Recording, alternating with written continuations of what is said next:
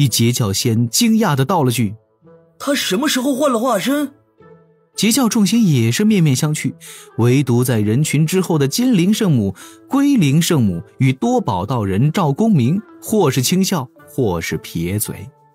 李长寿刚刚的就是本体，而这像极了海神自养指人的情形，其实也是一门高深的遁法。数千里之外，一处地下岩洞中，一团火苗轻轻闪烁，李长寿的身形自其中走出。他本是要立刻离开，但是一抹道韵凭空出现，聚在他的身周。李长寿低头看去，见胸口出现了一张海碗大小的太极图虚影，而这太极图轻轻旋转，钻入他体内，威能加倍。李长寿立刻做了一个道揖，心底却是苦笑了一声。果然今日这件事自家圣人老爷也参与了。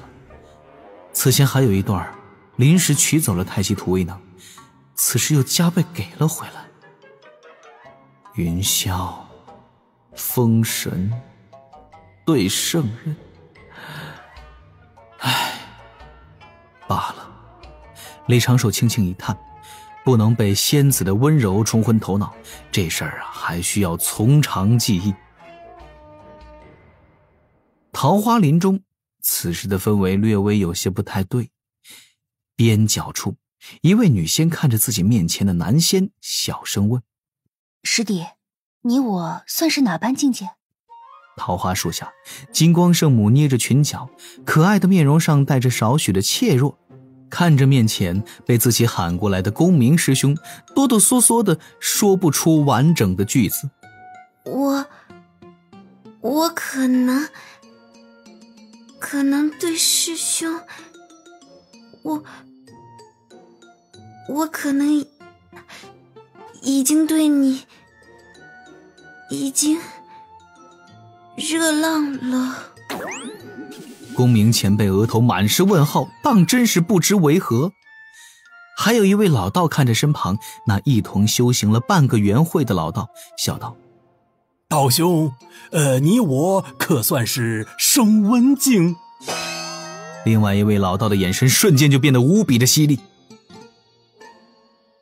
夜黑风高，李长寿悄悄地回了小琼峰，到处走走看看，发现各处如常，这才是安心回了丹房中。虽然如今护着自己的太极图威能加倍，李长寿的本体也是躲躲藏藏了半夜，留下了足够多的扰乱线索，这才是施展遁法回山门。回山的第一件事便是去看了眼灵娥，明明自己也没做什么，但就是莫名的有点微妙的心虚感，哪怕面对的还是一个叶公好龙的争气选手。回到地下密室之后，李长寿提笔画了一幅画像，正是云霄仙子站在桃花树下那一瞬的回眸。他将这幅画像挂在了书桌旁侧，并且在旁边还挂了2排大大的稳字。想了想，灵娥又提笔画了一幅灵娥光着脚丫在湖边抓鱼时的画像。杨柳依依，画中的少女挽着衣袖，弯着腰盯着湖面下游动的灵鱼，表情格外认真，脸蛋上还带着少许的水渍，长发垂在侧旁。这是他17岁那年，李长寿为了锻炼他反应能力，封了他的法力，让他徒手抓100次湖中灵鱼。那也是李长寿第一次发现自己天天见到的小师妹已经亭亭玉立了。不过李长寿看着这2幅画像，嘴角轻轻一撇，如果只是这种程度，倒也不足以影响到自身对封神大劫的判断。他将灵娥的画像挂在了云霄的身旁，略微想了一下后事如何处置，顿时一阵头大。无他，云霄仙子的实力太强，又太过聪慧，自己很难像糊弄灵娥那样去算计。灵娥被他保护得太好了，且本性活泼，心思也有些单纯，哪怕是他不断地教导人心险恶，灵娥有些时候依然会警惕不足。云霄仙子纯粹是因为太强了，别人不敢算计，故比较单纯。看着画像中云霄温柔含笑的模样，李长寿又品味到了他这般温柔中最多的还是淡泊。相比较而言，还是忽悠灵娥比较简单。拿出那只玉钗，李长寿想了想，还是决定等灵娥出关了，就将此物给她，顺便敲打敲打，给灵娥一点点压力。因果劫难事无穷，心无穷，圣人出手必有深意，绝不可能是一时兴起胡闹的安排。李长寿坐在圈椅中，掀起了一场心海风暴，细细品味着，分析着。今日这件事其实并未达到最坏的情形，自己在无法改变框架时，也算是稳住了局势。甚至他的一部分心神一直在南赡部洲驾舟而行，带着龙吉和龙族3位高手，详细整理了2条小支流。很可能截教一方也发现了天庭的重要性，从而想要通过影响自己来影响封神大劫。先假设自家圣人老爷已经推算出封神大劫的大概，如此再向下引出2条支线，假设6位圣人都有自家太清老爷的推算能力，或者是其他圣人推算能力不如太清老爷。习惯性的拿出一张纸，李长寿细细的画着，不知不觉已经是伏案数日，写的是头昏脑胀。于是几个月后，渡仙门内各处飘扬着悠扬的钟声，一道道身影自各峰而出，朝着破天峰聚集而去。李长寿也被自家师父喊了出来，跟在自家师父身后赶往渡仙殿。本期大部分弟子今日就要踏上归程了。李长寿低着头，心里在不断的思量，依然不能排除通天教主已知截教厄运之事。80%的概率，自家太清老爷不想看到道门急速衰弱，也应该在想办法修改封神大劫的剧本，而我成了其中的一颗小钉子。如果能让自家圣人都觉得必须要徐徐图之，那封神大劫的剧本，或者说封神大劫爆发的必要性在哪儿？长寿啊！齐元老道在前喊了一声，李长寿赶紧收摄心神。在南赡部洲画水力图的指导人也是手一颤，弄脏了一份笔墨。啊，弟子在。有什么麻烦事吗？齐元老道皱着眉头问。看你面色都有些憔悴了，可是最近修行遇到了问题？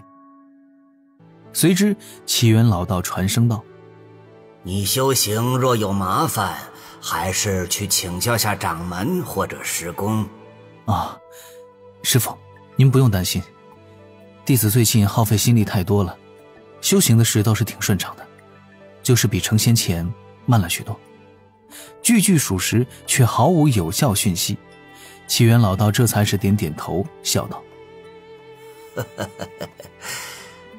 事事操心也不妥，多交点朋友，多认识些厉害的人物，与他们商量商量，念头也就通达了。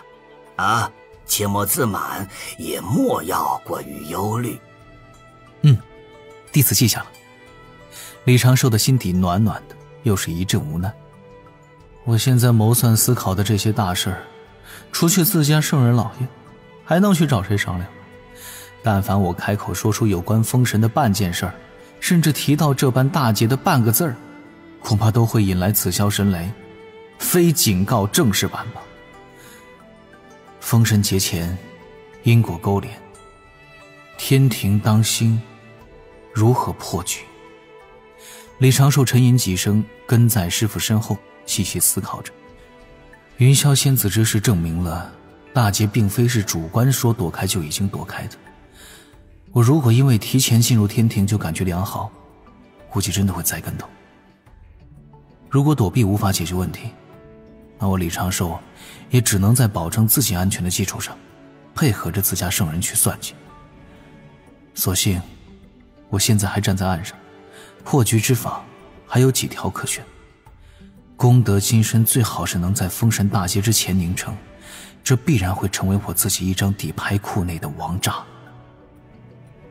李长寿的念头有些纷杂，竟然禁不住打了个哈欠。齐元老道让他回去休息，李长寿笑着拒绝，随着师父参加了渡仙门弟子的毕业典礼。700多名弟子站在渡仙殿前的空地上，身穿各色道袍，近半成双成对，一个个都收拾好了行囊，带着不舍和憧憬。他们即将踏上各处的行程，大半回返3000世界，小半会在5部洲之地，或者是加入一方修道势力，或是回家继承一分产业，或是成为一地之散修。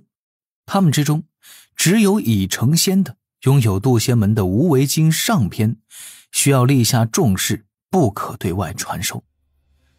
除却无为经之外，绝大部分经文术法都可以在外流传。无为经下篇只传真仙或者是排名最前的那一批仙苗，弟子排位靠前资质较好的，绝大多数都会继续在各峰修行。待掌门、副掌门、太上长老发表了不怎么感人也不怎么打气的演讲，这些弟子就陆续出了山门，彩云驾鹤，朝着各方而去，宛若散开的漫天星辰。送行者聚在山门处，不少师傅满是感慨，稍显感性的女仙红了眼圈。按照渡仙门的规矩，在上个200年周期内收徒的真仙，下一个周期可以自行选择是否收徒，也算是门内安排的修道任务。也就在今日，渡仙门公布了开山大典的日子，并由这些出师的徒弟将这些消息带去天南海北。稍后门内也会安排各位执事去一些优秀的生源地宣传一下，并物色下一批不错的苗子。大典何时举行？18年后的那个春夏交替之月。原本开山大典说是要提前，但是因为外部因素，也就是不少仙门选择开山大典的日期较为集中，渡仙门最后决定将开山大典后推一些，避开收徒高峰。对于开山大典，李长寿倒是没多少感觉，此前他已经见证过了一次，小雄风只要不收徒，就不会增加奇怪的因果。这一点他已经对师祖和师父叮嘱过数次，按理不会有太大的纰漏。稳妥起见，稍后还是要去百凡殿走动走动，让长老们不要给小琼峰分发名额，不然他就只能找掌门解决此事。送别了各位不认识的同门，李长寿跟着师父回了小琼峰，开始了漫漫的闭关路。因为这次灵娥闭关的有些长，李长寿担心灵娥修行会出现什么麻烦，干脆回了草屋，拿了一支支空白书轴，开始闭门不出，算计封神之事。这般天地大劫牵扯的生灵太多，不可能事无巨细。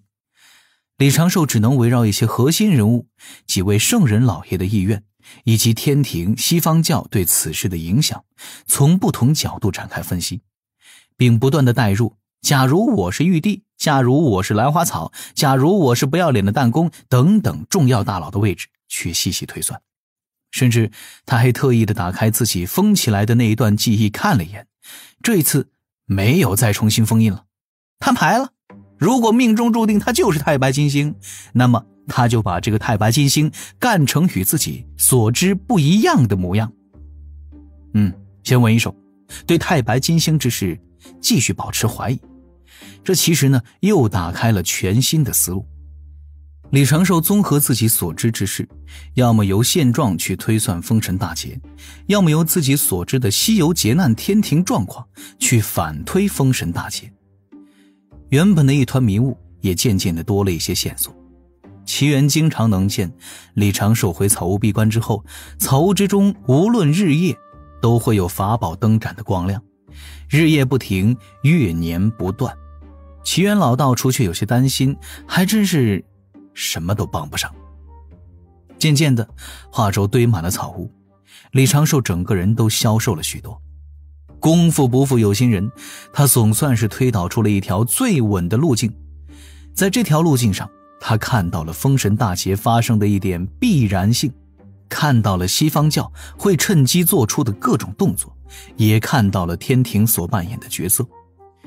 也不知是否在冥冥之中有所安排，解开封神惨剧的一把钥匙，此时已在李长寿的身旁。天庭龙吉公主。龙吉公主的特殊地位、卓越资质，以及她在封神大劫中的象征意义，都赋予了她满满的深意。李长寿在不确定封神大劫的本质前，绝对不会轻易的出手，但只要出手，哪个方案都绕不开龙吉。11年半就这般匆匆而过，距离跟云霄仙子下一次见面，理论上还有大概488年。得益于金仙劫后实力的提升，这一段时日，李长寿其实只保持了半数的心神在算计封神。南赡部洲的水陆清查也不能落下，四海龙族之事也经常需要分心。虽然东海龙宫立誓效忠天庭之后，龙族之事的阻力减小了大半，但是龙族内部的矛盾并不会因为此事就减小，反而会更加突出。而西方教在海神庙吃了一次亏，就没有了后续的动作，牛头马面也早已经带着战巫回返地府。不得不说，巫族战法确实是有独到之处，海神教神使们的实力齐齐飙升，海神教自保能力更增了几分。当然了，遇到高手还是只有被屠戮的份儿。